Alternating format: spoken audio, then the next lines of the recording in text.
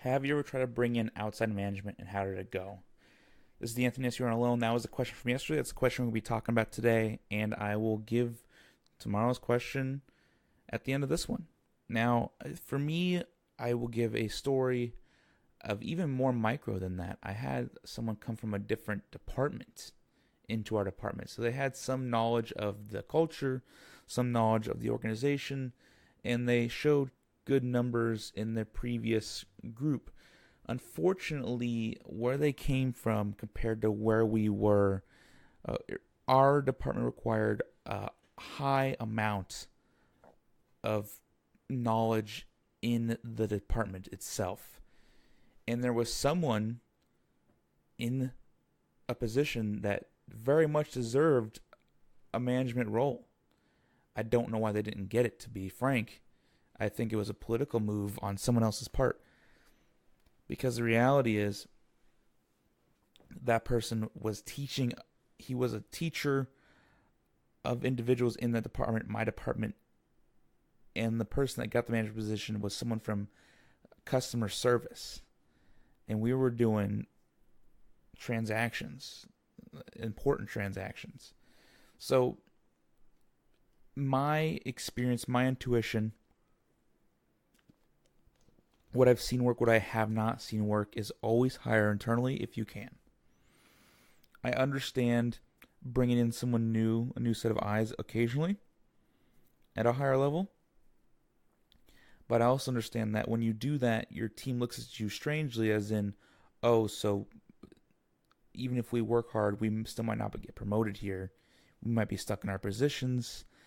They'll also be like, okay, so you're willing to bring someone else in that doesn't have our knowledge base that we need to get this done. All these different little things would add up, and it bites the team. I do not suggest hiring management from outside. I'm still interested to see some stories from your guys' end in terms of if you've tried this. I'd love to hear, whether you go on my website and put something on my website, or you just put a comment in on this on Podbean or Facebook, wherever it is. I check just about everything. So, super interested to hear on your end.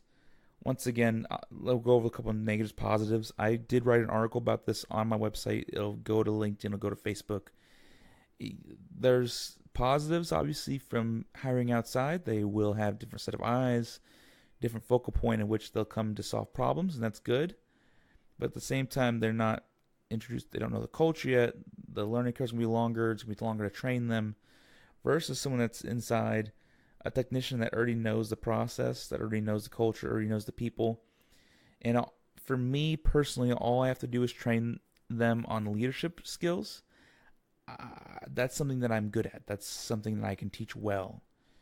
And it's something that I've dedicated my life to. So for me, that answer is pretty easy. For someone else out there, obviously there's different times, and maybe you're good at teaching the actual plumbing.